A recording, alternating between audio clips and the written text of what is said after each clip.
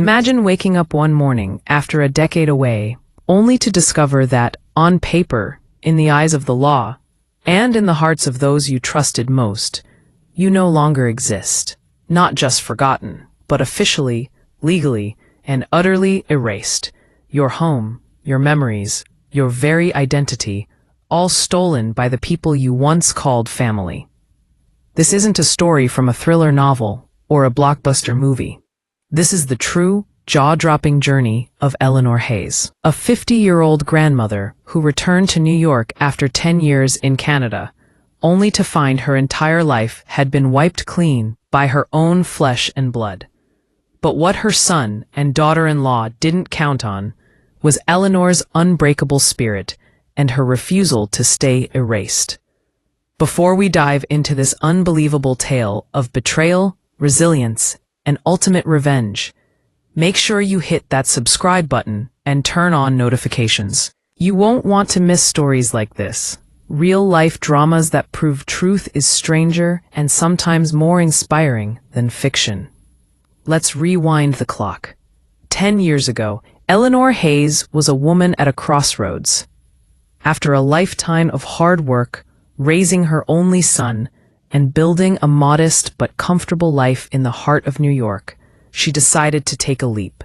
Her sister, living in the quiet suburbs of Toronto, had fallen ill, and Eleanor, always the caretaker, packed her bags and moved north to help.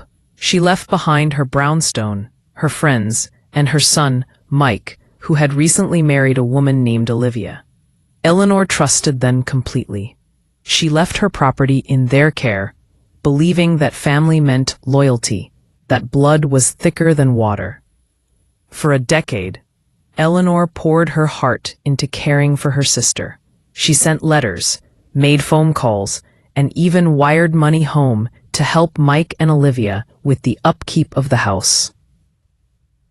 She missed New York, but she never doubted that her home would be waiting for her when she returned. But as the years passed, the calls from Mike grew less frequent. The letters stopped. Eleanor chalked it up to busy lives, to the distance, to the way time can stretch and thin even the strongest bonds. Then, one cold March morning, Eleanor's sister passed away. Grieving, but determined, Eleanor packed her bags and boarded a train back to New York. She was ready to rebuild, to reconnect, to reclaim the life she'd put on hold. But nothing could have prepared her for what she found when she arrived.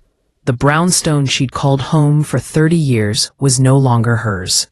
The name on the mailbox was Mike's. The locks had been changed. When she knocked, Olivia answered the door, her face a mask of shock and something else. Fear, maybe, or guilt. Mike appeared behind her, pale and silent. The reunion Eleanor had dreamed of for years was over in seconds. "You can't be here," Olivia said, her voice cold. "This isn't your house anymore." Confused, Eleanor demanded answers. Mike, avoiding her gaze, handed her a stack of papers. Deeds, legal documents, all bearing signatures, some hers, some not.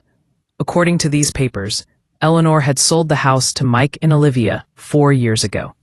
According to the national database, Eleanor Hayes had died in 2021. She was, in every official sense, a ghost. The shock was like a physical blow. Eleanor staggered back, clutching the documents, her mind racing. How could this be? She was standing right there, alive and breathing, but the world, it seemed, had already moved on. Her son and daughter-in-law had not only taken her home, they had erased her existence. Most people would have crumbled. Most would have turned away, defeated by the mountain of bureaucracy, the cold indifference of the system, the betrayal of family. But Eleanor was not most people. She had spent her life fighting for others, her sister, her son, her friends. Now, she would fight for herself. Her first stop was the local police station. She explained her story, showed her identification, her Canadian residency papers, her passport. The officer behind the desk listened politely, then shook his head. "I'm sorry, ma'am, but according to our records, Eleanor Hayes passed away 4 years ago. If you're claiming identity theft, you'll need to take it up with the courts." Eleanor's frustration grew. She visited the city records office, the bank, even the Social Security Administration. Everywhere she went, she was met with the same blank stares, the same chilling words. Eleanor Hayes is deceased. Her bank accounts were closed. Her Social Security number was flagged as inactive. She couldn't even get a replacement driver's license. It was as if she had never existed at all. But Eleanor refused to give up. She knew the truth, and she was determined to prove it. She started gathering evidence, old photographs, letters from her sister, medical records from her time in Canada. She tracked down neighbors who remembered her, friends who had received her calls and letters. She even found a doctor in Toronto who was willing to testify that she had been alive and well during the years she was supposedly dead. With her growing stack of evidence, Eleanor approached a lawyer. At first he was skeptical. Cases like this, he explained, were rare and incredibly difficult to win. But as he listened to Eleanor's story, as he saw the fire in her eyes, he agreed to help. Together, they began the painstaking process of building a case, of unraveling the web of lies that Mike and Olivia had spun. The legal battle was brutal. Mike and Olivia denied everything, insisting that Eleanor had willingly signed over the house, that she had been ill, confused, even delusional. They produced forged documents, false witnesses, anything to keep their grip on the property. But Eleanor's evidence was overwhelming. The court was forced to confront the impossible. A woman declared dead standing before them, demanding justice. By the time the case reached the National Ministry, Eleanor had become something of a legend. Her story spread through the media, capturing the imagination of a city hungry for tales of resilience and redemption. People began to rally around her, offering support, sharing their own stories of betrayal and survival. Eleanor's fight was no longer just her own. Strangers sent letters of encouragement, neighbors brought her meals, and old friends she hadn't seen in years reached out to offer their support. The local news picked up her story, and soon, reporters were camped outside the courthouse, eager to catch a glimpse of the woman who had come back from the dead to reclaim her life. The city buzzed with speculation. How could something like this happen? How could a woman be erased so completely? Not by fate or accident, but by the very people she loved most. As the days turned into weeks, Eleanor's determination never wavered. She attended every hearing, every meeting, every grueling cross-examination. She sat in the front row, her back straight, her eyes fixed on Mike and Olivia. They avoided her gaze, their confidence slowly crumbling as the evidence mounted. The forged signatures, the doctored medical records, the false witnesses, all of it began to unravel under the relentless scrutiny of Eleanor's legal team. But the battle was far from over. Mike and Olivia had grown comfortable in their deception. They had spent years living in Eleanor's house, spending her money, enjoying the life they had stolen. They were not about to give it up without a fight. Their lawyer, a slick, sharp-tongued man named Mr. Grayson, painted Eleanor as a confused, bitter woman, desperate to reclaim a life that had moved on without her. He questioned her memory, her motives, even her sanity. Eleanor refused to be rattled. She answered every question with calm precision, her voice steady and clear. She recounted her years in Canada, the care she had given her sister, the letters and phone calls she had sent home. She produced receipts, photographs, even video calls saved on her old laptop. Each piece of evidence was another crack in the wall Mike and Olivia had built around their lies. The turning point came when Eleanor's Canadian doctor, Dr. Patel took the stand. He spoke with quiet authority, detailing Eleanor's medical history, her regular checkups, her unwavering presence in Toronto during the years she was supposedly dead. He produced records, prescriptions, even a signed affidavit from the Canadian government confirming Eleanor's residency. The courtroom fell silent as the truth became undeniable. Still, the system was slow to catch up. Bureaucracy, Eleanor learned, was a beast with many heads. Even as the court began to recognize her claim, the national database still listed her as deceased. Her social security number remained inactive, her bank accounts frozen. She was trapped in a limbo between life and death, her existence acknowledged by some, denied by others. But Eleanor was nothing if not resourceful. She began to document every interaction, every denial, every moment she was told she did not exist. She compiled a dossier, thick with evidence, and sent it to the National Ministry. She wrote letters to senators, to advocacy groups, to anyone who would listen. She appeared on television, her story a rallying cry for those who had been silenced, forgotten, erased. The public outcry grew. People demanded answers. How could a woman be declared dead without so much as a body, a death certificate, a single piece of real evidence? How could a system designed to protect its citizens be so easily manipulated? The ministry was forced to respond. They launched an investigation, combing through records, interviewing witnesses, piecing together the puzzle of Eleanor's disappearance. It was during this investigation that the full extent of Mike and Olivia's betrayal came to light.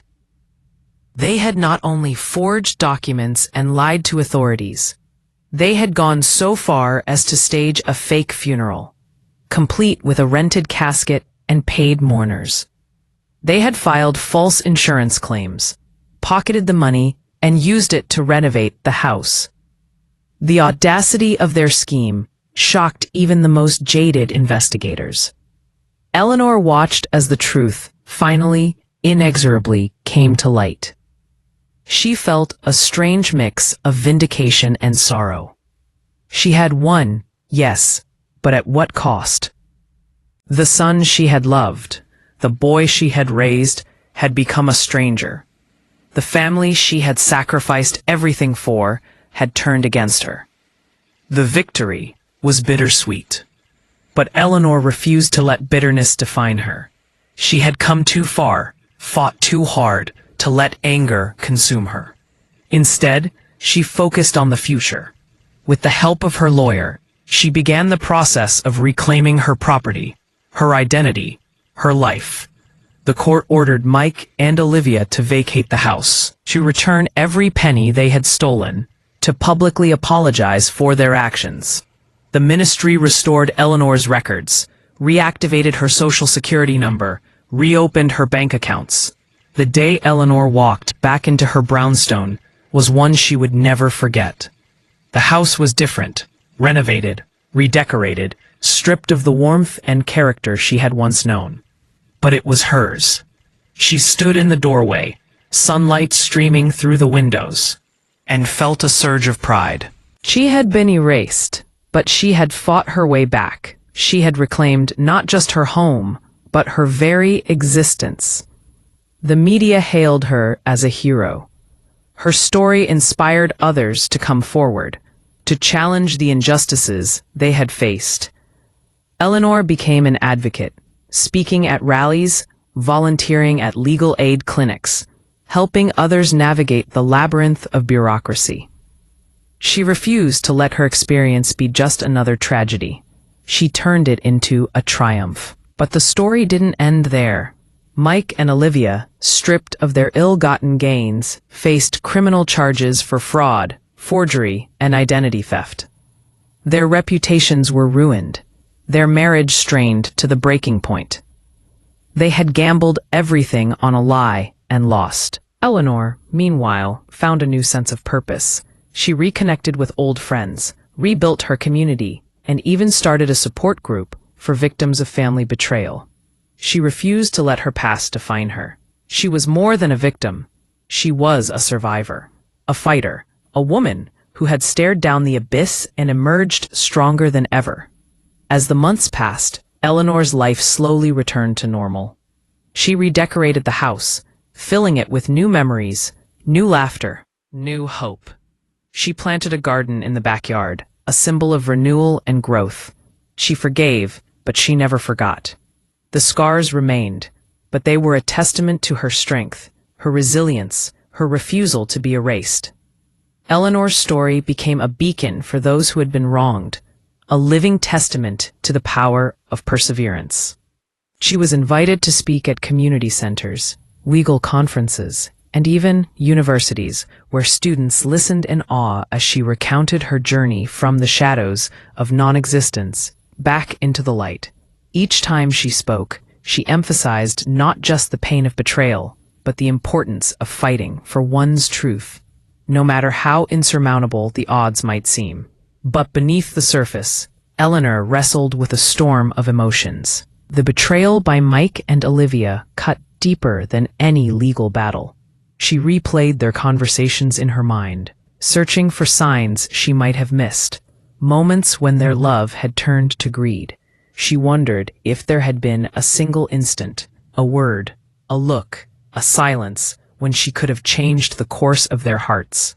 Yet, as the weeks passed, she realized that some choices belong to others, and no amount of love or sacrifice can rewrite another person's soul. Still, Eleanor refused to let bitterness take root. She poured her energy into her new support group, The Unforgotten, where she met others who had been betrayed by those closest to them. There was Maria, whose brother had stolen her inheritance; James, whose daughter had forged his signature to sell his car; and Linda, whose nephew had emptied her savings account.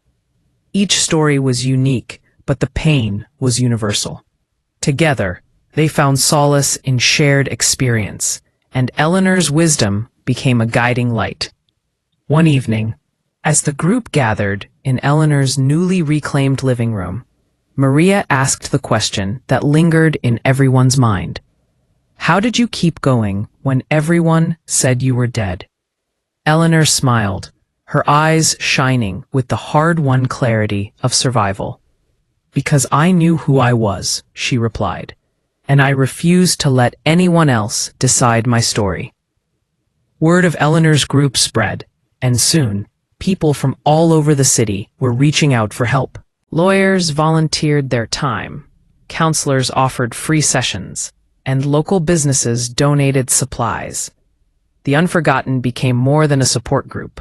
It became a movement, a force for change in a world where too many people slipped through the cracks. Meanwhile, the legal consequences for Mike and Olivia grew more severe. The district attorney, pressured by public outrage and the mountain of evidence Eleanor had provided, pursued the case with vigor. The trial was a media sensation, broadcast live on local television, and dissected by pundits across the country.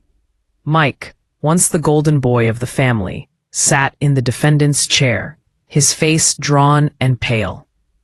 Olivia, her composure shattered, wept openly as the charges were read. Eleanor attended every day of the trial, her presence a silent rebuke to the lies that had nearly destroyed her.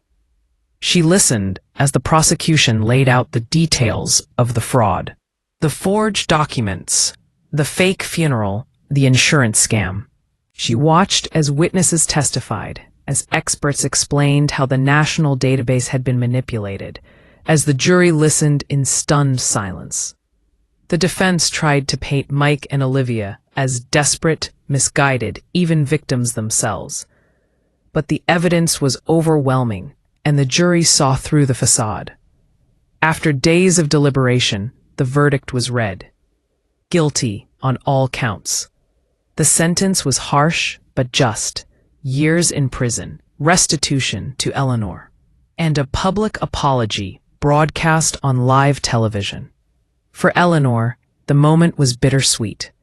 She had won, but the victory came at a cost.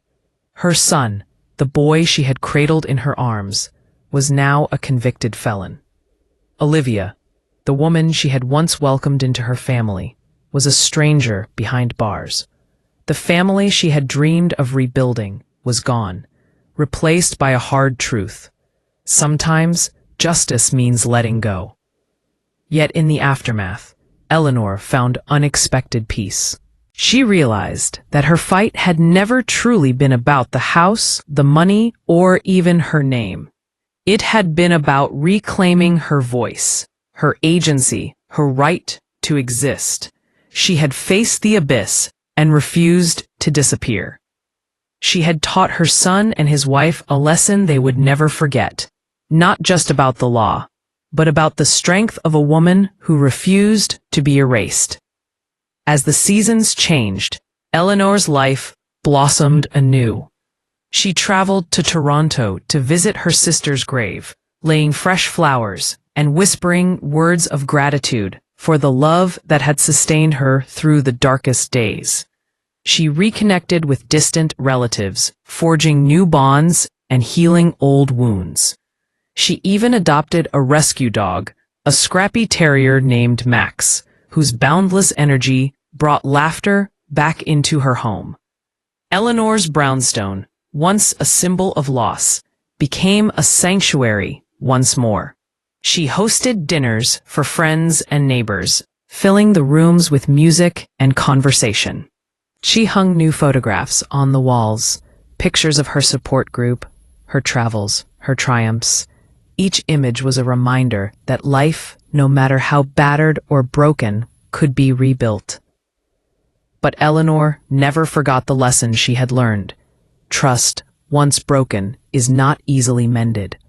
She became an advocate for legal reform, working with lawmakers to strengthen protections against identity theft and property fraud.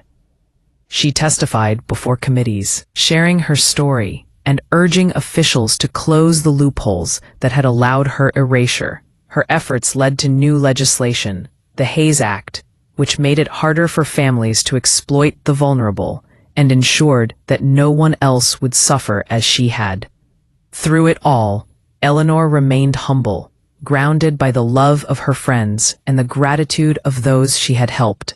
She knew that her journey was far from over, that the scars of betrayal would never fully fade. But she also knew that she had reclaimed her life, her dignity, and her place in the world. As the anniversary of her return approached, Eleanor planned a celebration, not just for herself, but for everyone who had stood by her side. She invited her support group, her legal team, her neighbors, and even the reporters who had covered her story. The house was filled with laughter, music, and the clinking of glasses. Eleanor stood at the center of it all, her heart full, her spirit unbroken. She raised a toast, her voice clear and strong. To all of us who have been forgotten, erased, or betrayed, may we always remember our worth, and may we never stop fighting for our place in the world. The celebration at Eleanor's brownstone was more than just a party. It was a declaration of victory over the forces that had tried to silence her. The rooms buzzed with conversation, the air thick with the scent of home-cooked food and fresh flowers. People mingled, sharing stories of hardship and hope, their laughter echoing off the walls that had once witnessed so much pain. For Eleanor, every smile, every embrace, was a reminder that she was not alone. She had built a new family, one forged not by blood, but by shared struggle and mutual respect. As the evening wore on, Eleanor found herself standing by the window, looking out over the city she had fought so hard to return to. The skyline glittered in the distance, a tapestry of lights and possibility. She thought about the journey that had brought her here, the years in Canada, the heartbreak of betrayal, the endless battles with bureaucracy. She remembered the fear and confusion of being told she was dead, the cold indifference of officials who refused to see her. But most of all, She remembered the moment she decided to fight back, to reclaim her life no matter the cost. A gentle hand touched her shoulder. It was Linda, one of the first members of the Unforgotten. "You did it, Eleanor," she said softly. "You showed all of us that it's possible to come back, even when the world says you're gone." Eleanor smiled, her eyes misty with gratitude. "We did it together," she replied. "None of us are truly alone, not as long as we have each other." The words resonated with Linda, who squeezed Eleanor's hand before returning to the group. Eleanor watched her go, feeling a surge of pride. She had not only survived, she had helped others find their own strength. The pain of the past had been transformed into something powerful, something that could not be taken away. As the night drew to a close, Eleanor sat in her favorite armchair, Max curled up at her feet. She listened to the fading sounds of laughter and music, her heart full. For the first time in years, she felt truly at peace. The house was hers again, not just in name, but in spirit. She had reclaimed every inch, every memory, every hope for the future. But even as she celebrated, Eleanor knew that her story was far from over. The scars of betrayal ran deep, and the wounds would take time to heal. She still struggled with moments of doubt, flashes of anger, and the ache of loss. There were nights when she lay awake, haunted by memories of Mike as a child, by the sound of Olivia's laughter in happier times. She wondered if forgiveness was possible, if the bonds of family could ever be repaired. Yet, with each passing day, Eleanor grew stronger. She found comfort in her routines, morning walks with Max, afternoons spent tending her garden, evenings filled with books and music. She cherished the small victories, a new flower blooming, a letter from a friend, a kind word from a neighbor. These moments, simple and unremarkable, became the foundation of her new life. Eleanor also continued her advocacy work, determined to make a difference for others. She met with lawmakers, sharing her story and pushing for stronger protections against fraud and identity theft. She worked with local organizations to provide resources for victims, offering guidance and support to those navigating the labyrinth of bureaucracy.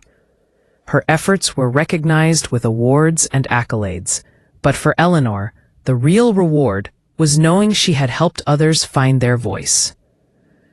One afternoon, as she was leaving a meeting at City Hall, Eleanor was approached by a young woman named Grace. Tears streamed down Grace's face as she explained that her own family had tried to steal her inheritance, using many of the same tactics Mike and Olivia had employed. "I thought I was alone," Grace whispered, "but then I heard your story. You gave me hope." Eleanor hugged her, feeling the weight of Grace's pain and the spark of her determination. "You're not alone," she said gently, "and you're stronger than you think."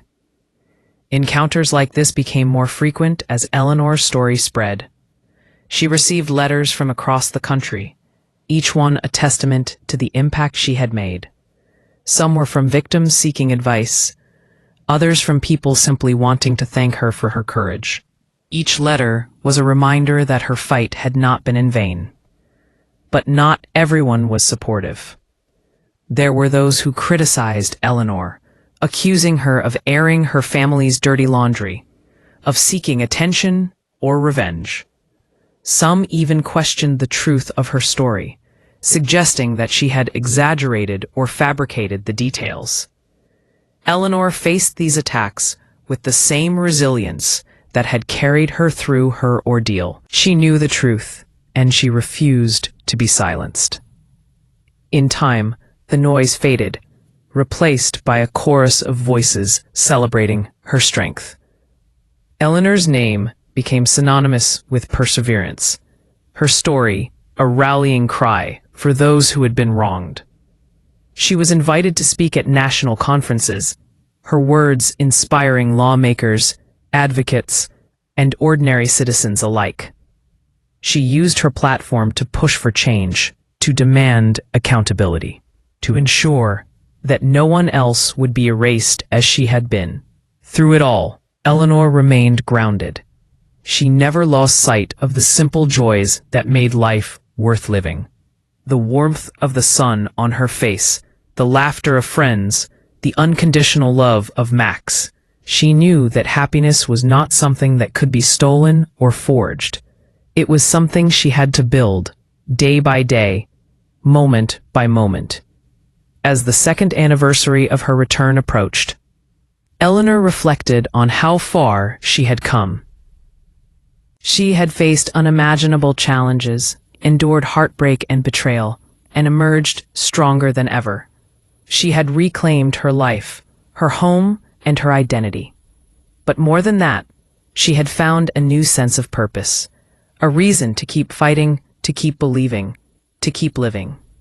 The second anniversary of Eleanor's return was not just a personal milestone, it was a citywide event. The mayor's office invited her to speak at a public forum on elder rights and legal protections. And the local news ran a week-long series on her case, highlighting the reforms that had been inspired by her courage.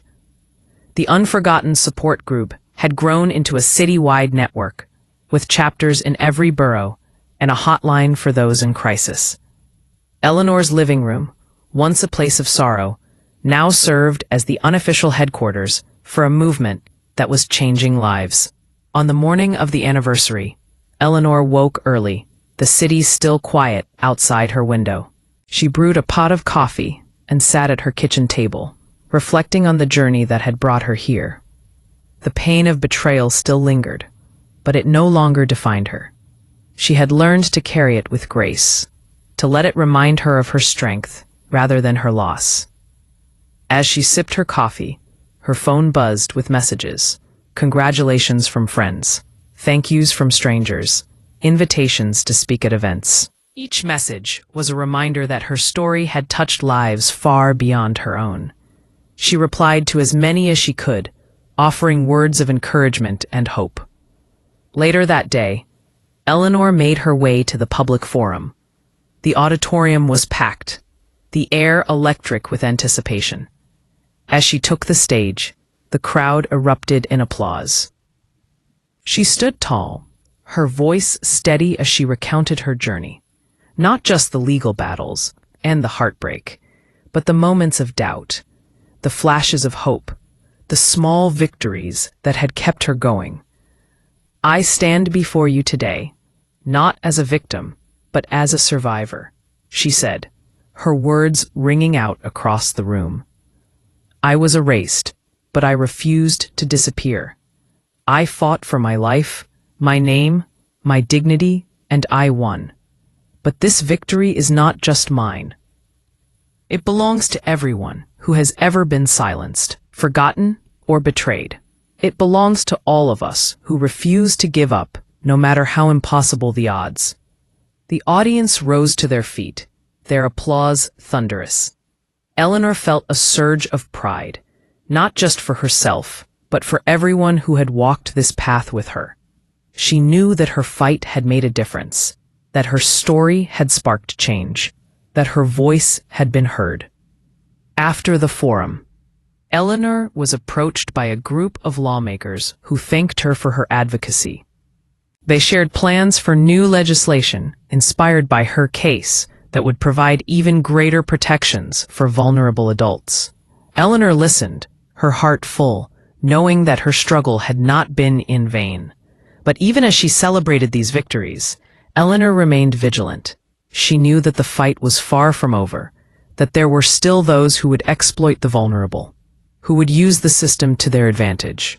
She continued to work with the unforgotten, offering support and guidance to those in need. She met with victims, listened to their stories, and helped them find the strength to fight back. One evening, as she was leaving a support group meeting, Eleanor was stopped by a man in his 70s. His hands trembled as he handed her a letter. "You saved my life," he whispered. "I was ready to give up, but your story gave me hope." "Thank you." Eleanor hugged him, her eyes brimming with tears.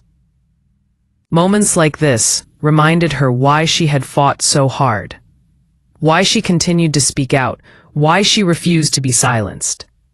She knew that her story was not just her own. It belonged to everyone who had ever been erased, everyone who had ever been told they didn't matter.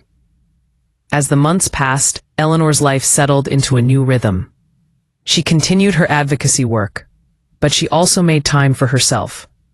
Long walks in the park, afternoons spent reading, quiet evenings with Max. She reconnected with old friends, traveled to places she had always wanted to see, and even took up painting, finding joy in the simple act of creation. But the past was never far behind. Occasionally, she would see Mike's name in the news, a reminder of the son she had lost. She wondered if he thought of her, if he regretted his choices, if he understood the pain he had caused. She knew that forgiveness was a journey, not a destination, and she allowed herself to grieve for what might have been. Despite the lingering pain, Eleanor refused to let bitterness take root. She had built a new life, one filled with purpose and meaning.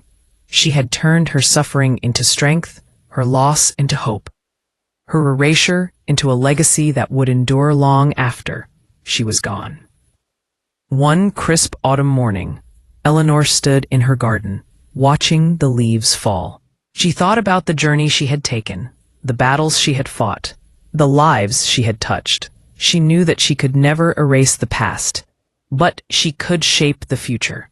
She could choose to live, to love, to fight for what was right. As she knelt to tend her flowers, Max bounded over, his tail wagging. Eleanor laughed, the sound bright and clear. She looked up at the sky, the sun shining through the clouds, and felt a sense of peace. She had been erased, but she had come back stronger than ever. She had reclaimed her life, her name, her place in the world, and she knew, deep in her heart, that she would never be forgotten again. The years rolled on, and Eleanor's story became legend. Her name was spoken in city halls and whispered in courtrooms, a symbol of what could happen when the system failed, and what could be achieved when one woman refused to accept defeat. But for Eleanor, the true measure of her victory was not in the headlines or the laws that bore her name. It was in the quiet moments, the ordinary days she had fought so hard to reclaim. Yet, beneath the surface, a storm still brewed. Mike and Olivia, now out of prison and living in obscurity, had never apologized in person. Their public statement, forced by the court, had been cold and rehearsed. Eleanor had watched it on television, her face unreadable, her heart a tangle of emotions.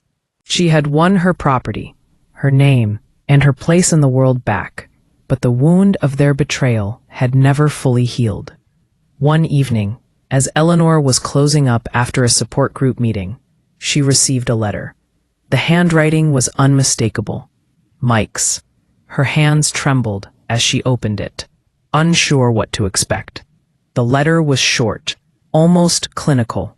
Mike wrote that he and Olivia were struggling, that they had lost everything, that they blamed each other for what had happened. He asked for nothing, no forgiveness, no money, not even understanding. He simply stated the facts, as if trying to convince himself that the past was truly behind them. Eleanor read the letter twice, then set it aside. She felt no satisfaction in their suffering, no joy in their downfall. But she also felt no obligation to reach out, to mend what had been so ruthlessly broken. She had given them every chance, every ounce of trust, and they had chosen betrayal. Now, they would have to live with the consequences, but fate, it seemed, was not finished with them. Months later, Eleanor received a call from a lawyer representing a group of families who had been defrauded by Mike and Olivia during their years of deception. The group was seeking restitution, and they wanted Eleanor's help. She agreed, not out of spite, but out of a sense of justice. She provided evidence, testified in court, and watched as Mike and Olivia were held accountable for the full extent of their crimes. This time, there was no media circus, no public spectacle. The process was quiet, methodical, and final. Mike and Olivia lost what little they had left: their savings, their home, their reputations. They were forced to start over, stripped of the advantages they had once stolen. Eleanor, for her part, felt a sense of closure. She had not sought revenge, but justice had been served. The lesson was clear. Those who erase others will, in the end, erase themselves. With the final chapter closed, Eleanor turned her attention fully to the future. She expanded the unforgotten, launching new chapters in cities across the country. She worked with lawmakers to create a national registry for victims of identity theft, ensuring that no one else would have to fight alone. She wrote a memoir, sharing her story in her own words, and watched as it climbed the bestseller lists, inspiring readers around the world. But Eleanor's greatest triumph was the life she built for herself. She traveled, explored new passions, and surrounded herself with people who valued honesty and loyalty. She became a mentor to young advocates, teaching them not just how to fight, but how to heal. She found joy in the everyday: sunrises over the city, laughter with friends, the simple pleasure of a well-tended garden.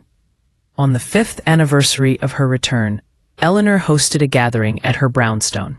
The house was filled with friends, supporters, and members of the Unforgotten. As the evening sun bathed the room in golden light, Eleanor stood to speak. Her voice was strong, her gaze unwavering.